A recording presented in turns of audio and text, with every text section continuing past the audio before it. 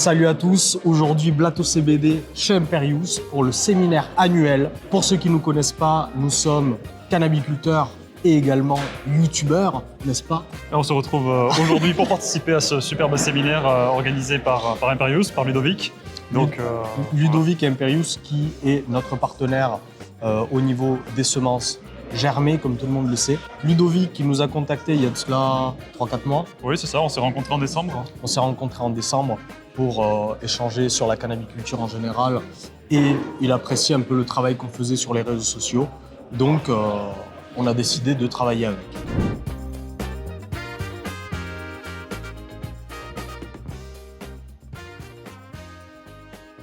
Qui sont pour le chanvre industriel à vocation tige-graine, absolument pas adaptés pour la culture de fleurs de chanvre. Il y a aussi l'impératif de respecter le 0,3% de THC dans la plante et dans les produits finis.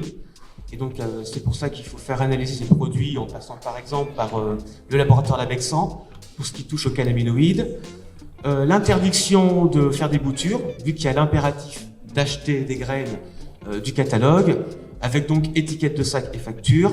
Ce qui est aussi une hérésie parce qu'ils ont pas de séquenceur génétique pour contrôler les variétés, donc vous pouvez mettre ce que vous voulez de toute façon. C'est ce que fait d'ailleurs la majorité des chanvriers, je ne le conseille pas. Mais la majorité des chanvriers cultivent des variétés hors catalogue, achètent par exemple chez Canapoglia de la Santica 70 ou de la Lica 88 pour après fournir des étiquettes de sac et des factures. De toute façon, les gendarmes ils sont complètement perdus. J'adore la savoir à la maison, ce qui arrive très souvent d'ailleurs. Ludovic défend le bouturage, ce qui pour moi a du sens et ce qui est logique. Parce que quand vous achetez une génétique, vous pouvez tomber sur plusieurs phénotypes. Et si vous voulez quelque chose avec un certain niveau d'homogénéité, il est important de faire une bonne sélection du phénotype que vous avez sélectionné pour une reproduction en masse en plein champ. Pour moi, dans l'arrêté du 30 décembre, c'est produit fini. Donc moi, la fleur que je vends, j'analyse la fleur que je vends. Et c'est pour ça que je vends rien. Parce que chez Labexan, j'ai analysé 27 génétiques.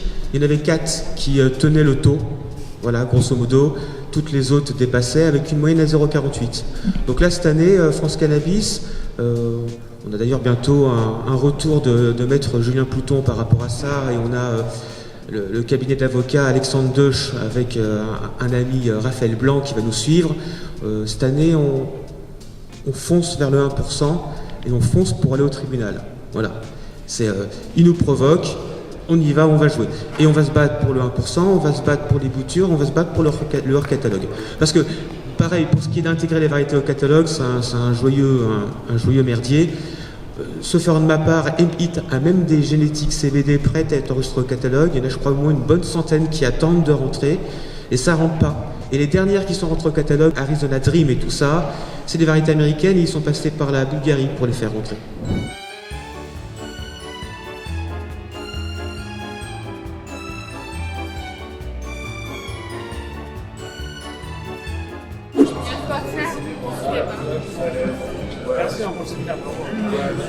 Miam!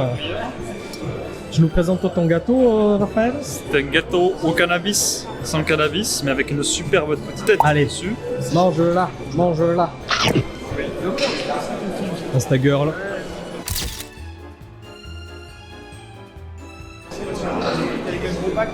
Dans du miel ou du caramel. Ouais, on le met là, comme ça. Les 30 premières secondes, ça se mange. Hein. Oui. Mais il la bouffe vraiment là? Mais c'est quoi? C'est du cannabis? Mais il la bouffe vraiment, c'est quoi?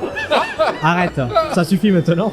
On dirait le mec. Toi aussi tu vas l'attaquer? en train de manger un vieux. Léger. Moi j'ai une question par rapport à l'agriculture biologique, au label. Comment tu fais du coup pour des semences? Tu dois demander des dérogations Désolé, je vomis le label bio. Je suis un sol vivant. Je mets du pipi sur ma parcelle, moi.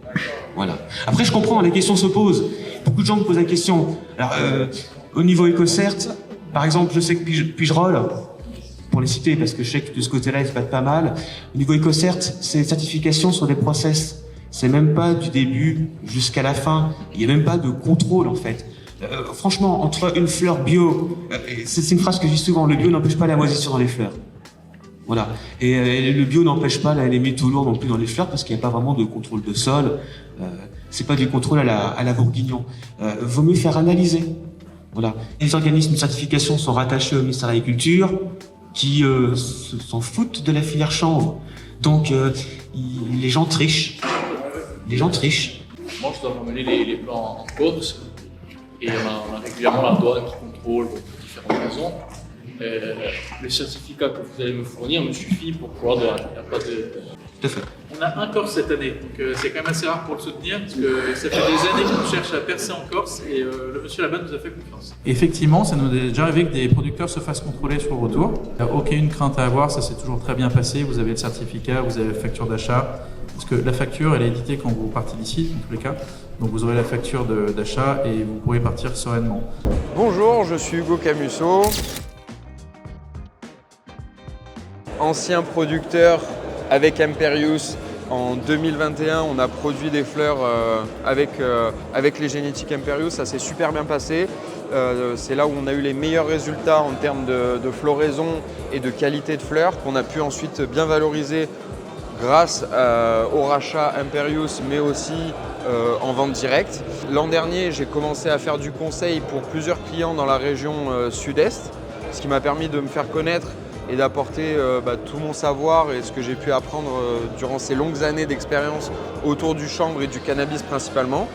Et ensuite, voilà, on est déjà en 2024 et c'est comme ça que Ludovic m'a demandé d'intervenir sur la partie culture parce qu'il connaissait mon retour d'expérience avec ces génétiques, mais aussi avec d'autres génétiques et tout mon parcours dans le milieu du chanvre CBD actif. Je vais être bientôt votre interlocuteur privilégié quand vous aurez des questions sur la partie culture. Donc du moment où vous réceptionnez vos boutures jusqu'à la récolte. Et je suis accompagné aujourd'hui de deux acolytes que vous connaissez peut-être grâce à YouTube. Donc ils ont fondé Plateau CBD. Et on a Raphaël et Emmanuel, j'y arrive, merci. Et donc voilà, ils sont là pour m'accompagner cet après-midi sur la partie culture et bien sûr répondre à vos questions. On a tous les trois une expérience de culture, que ça soit avec les génétiques Imperius ou d'autres génétiques. Donc on va pouvoir vous expliquer un peu les meilleurs moments et nos déboires qui ont pu nous arriver tout au long de cette année de culture. Et puis voilà, donc je vais laisser mes deux confrères se présenter. On a été très bien présenté déjà. Cofondateur de Plateau, producteur de CBD et youtubeur. Pas grand chose à ajouter. Raphaël va vous parler de culture. Moi je vais vous parler de la petite aventure qu'on a eue avec les gendarmes, histoire que ça en rassure peut-être certains ou pas. Et voilà. Donc Raphaël de Plateau CBD avec mon acolyte Emmanuel. Merci à Ludovic de nous permettre de vous parler aujourd'hui de nos expériences. Et voilà, je vais intervenir aussi avec Hugo sur la partie culture. Voilà. On attaque. Au niveau d'Amperius, la première année, on avait planté dans le village 3 hectares et sur ces 3 hectares, je suis allé personnellement voir avec mon frère, le responsable de la gendarmerie de Tizi. Il avait tamponné le document, très bien, nous on est reparti avec. En fin de culture, quand ça commence à vraiment sentir fort, il y a des marcheurs qui se promènent, bien sûr, et des marcheurs ont contacté la gendarmerie pour leur dire qu'il y avait quelqu'un qui faisait pousser du cannabis. Enfin, je vous rassure, c'était ultra visible, de la route et tout ça. Et bien les gendarmes sont venus, ils sont venus à plusieurs, ils avaient une bonne petite équipe. Et je les avais vus sur les caméras de sécurité, je suis rapidement allé à leur rencontre. Ils n'étaient pas au courant qu'on avait fait une culture de cannabis à cet endroit-là. En 2020, c'était déjà assez chiant. Et heureusement que j'ai pu ramener les papiers avec moi, avec les tampons de la gendarmerie, comme quoi en fait l'ancien adjudant avait tamponné les papiers, il avait simplement pas donné l'information à son équipe. Voilà. Mais au moins j'avais une traçabilité comme quoi il y a quelqu'un chez eux qui était au courant. Ça a détendu tout le monde, ils sont repartis, ils sont jamais revenus. Et depuis, ils protègent nos cultures, ils font des rondes au moment de la floraison, etc. Une histoire assez particulière, nous avons subi des vols sur la culture, comme pas mal de gens. Les voleurs ont fait tomber du cannabis du coup sur la voie publique. Il y a eu une histoire avec le voisin qui a malheureusement tiré sur des gens. Du coup, les gendarmes sont venus, ont découvert le cannabis sur la chaussée. Donc double enquête. l'enquête des coups de feu et l'enquête du fameux cannabis retrouvé. Donc on a eu droit à l'hélicoptère en rase-mode sur le jardin et une bonne douzaine de gendarmes qui savaient pas où ils étaient, qui ont vu une serre pleine de cannabis. C'est une chance et en même temps c'en est pas une. Le fait qu'ils ne soient au courant d'absolument rien, c'est une chance parce que dans un sens on peut leur couper un peu l'herbe sous le pied. L'idée c'est de le faire en amont, chose que nous on n'avait pas fait. C'est pour ça que la procédure n'est pas encore terminée. On a montré patte blanche, on s'est pointé avec les factures, les certificats et compagnie. Donc a priori ça va.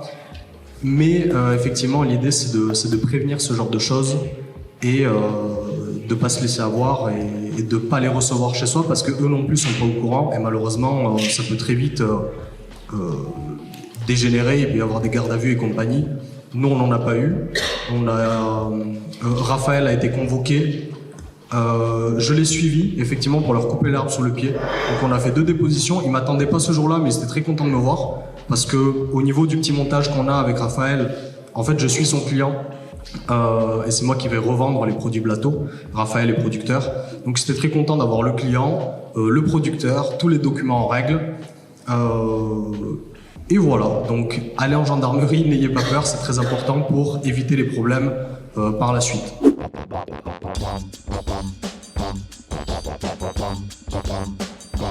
Y aller. Non, vas-y toi.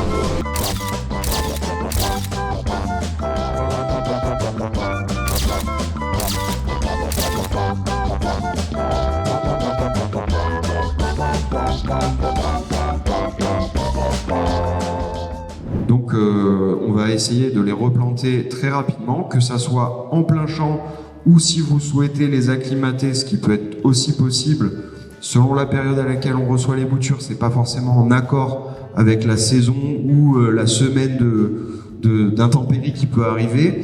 Donc il faut être très flex là-dessus.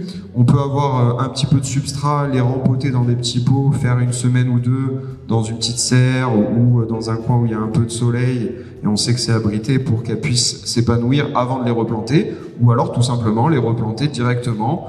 Là elles sont en très bon état, donc elles peuvent directement aller en champ. Ça va dépendre aussi, comme je vous dis, de votre climat à l'instant T. On va préférer planter dans un sol humide, pas détrempé, mais qui va avoir eu une pluie récente, voilà, plutôt que sur un sol qui va être très sec ou inversement détrempé. Alors nous en extérieur on a coupé l'apex sur certains pieds pour développer le nombre de branches, et en intérieur on l'a fait aussi, et il y a des pieds sur lesquels on l'a pas fait. Le problème c'est qu'on a planté très tôt, et donc si on réalise une taille apicale très tôt, on va avoir des branches qui se développent, et on s'est retrouvé en fait avec des plantes qui étaient immenses, qui faisaient 3 mètres de haut, 3 mètres de large, d'où l'intérêt de planter très loin, au minimum 1 mètre 20, 1 mètre 50. Mais encore une fois, ça dépend du moment de la plantation. Si on plantait en juin, en juillet, normalement, elle ne devrait pas se développer très haut. Et pour ce qui est de la différence d'entretien, en fait, ça dépendra surtout du nombre de pieds que tu plantes. Si tu en fais 1000, ce ne sera pas le même travail d'entretien que si tu en fais 100. Sur 100 pieds, tu peux t'amuser à tailler les apex. Tu peux le faire une fois, mais une fois que les autres vont se développer, parce que dès qu'on taille la tête principale, donc les branches secondaires vont se développer, mais on peut reproduire le schéma sur les autres branches principales qui vont eux-mêmes développer ça peut être fait à l'infini, que sur la période de croissance. Ça, toutes les tailles, etc., il ne faut pas le faire en floraison. Dès qu'on approche du stretching, de l'étirement et de la floraison, il ne faut plus le faire parce que la plante, elle n'aura pas le temps de récupérer, parce que c'est une plante qui est à la fois très solide, très résistante et à la fois très fragile. C'est vrai que quand vous avez une serre, vous avez quand même la possibilité de plus vous exprimer, parce que normalement votre plante elle est protégée des intempéries, donc tout ce qui va être vent, grêle, grosse pluie, normalement vous n'êtes pas soumis à ces intempéries, donc vous pouvez effectivement multiplier les ramifications. Après, comme a dit Raph, on peut le faire jusqu'à illimité, mais ça c'est en théorie. En vrai, il faut se limiter à, je sais pas moi, maximum 20 gros apex sur une plante, déjà c'est énorme. Et pour en revenir à la croissance, ça sert à rien de faire des géants, parce qu'une fois que déjà le plan il vous dépasse, vous savez même pas comment je le prends, machin, tout ça, vaut mieux favoriser des plantes qui font entre 1 mètre à 1 mètre 50, où vous serez plus à l'aise pour les traiter, les manucurer, et puis vous aurez l'impression d'avancer dans votre travail, parce que quand vous tombez sur un géant, des fois il vous faut 2 jours pour le traiter et vous êtes un peu perdu. Donc voilà, il vaut mieux se faciliter la tâche. Pour vous, c'est vraiment, là vous rentrez dans la grande aventure. Pour ceux c'est la première année, dites-vous que là vous êtes à l'étape 1, c'est bien, vous avez passé la porte d'Imperius, vous avez signé le contrat, vous avez acheté vos coutures, c'est parfait. Maintenant il y a l'étape 10, ça va être de le cultiver, et heureusement Ludovic vous épargne l'étape 100 qui est d'aller les vendre. Voilà, donc vous avez, on va dire, la meilleure partie, c'est de voir grandir le bébé, quoi. Voilà.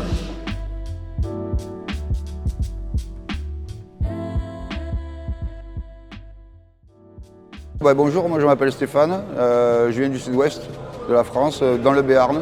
Et j'ai connu Ampérius depuis 2 ans avec une jeune fille qui est dans une boutique CBD à Orthès et qui m'a parlé d'Ampérius. Donc je suis content d'être là aujourd'hui, j'ai appris plein de choses et puis ça va me mettre en sécurité pour ma première année de production. Sinon en parallèle, je fais du maraîchage, de l'horticulture, des arbres fruitiers, des fraises et le tout en bio. Donc je vais tenter de mettre tout ça en bio jusqu'au bout et ce sera chouette. Bonjour, je m'appelle Loïc Anastase, je viens de Lyon et aujourd'hui je suis au séminaire à Ampérius, producteur de cannabis, en tant que coproducteur. Grâce à un ami, j'ai connu Ampérius et par la suite j'ai décidé de me lancer dans l'aventure du cannabis français et tout. Je bosse avec Ludo parce que Ludo c'est quelqu'un qui a été clair, qui a été franc, qui m'a expliqué toutes les bases, comment ça fonctionne, etc. Il n'a pas de cachotterie, il n'a rien caché, tout est clair comme je disais avec Ludo et c'est ça qui m'a donné envie de bosser avec lui. Salut, moi c'est Alexis, donc du coup CBD, au naturel CBD. Voilà, on représente la Haute-Savoie, on vient de se lancer l'année dernière. On a déjà fait une saison, donc du coup on a rencontré Ampérius cette année. Voilà, on a vraiment fait de la recherche pour pouvoir un peu faire un réseau, rencontrer d'autres personnes, d'autres grands de la CBD. Et donc du coup on est tombé sur Ampérius pour créer un peu un système de coopérative, donc coproducteur, ce qui nous intéresse fortement pour pouvoir grandir ensemble, évoluer ensemble et faire grandir le monde du CBD en France. Et donc du coup on a pu faire ce séminaire où on s'est tous rencontrés, ce qui est vraiment énorme parce que ça nous a permis d'évoluer, de prendre confiance en nous et d'avoir une trame à suivre, une ligne de conduite pour justement faire les choses bien et pour que tout le monde soit win-win. Et c'est ça que Ampérius dégage et qui veulent nous transmettre, parce qu'en fait tout le monde est win-win, ils ont besoin de nous aujourd'hui, comme nous on a besoin d'eux et c'est un travail commun et donc c'est ça qui est plutôt cool. Donc un grand merci à Ludo et à Ampérius par rapport à ça, c'était un super séminaire, bravo.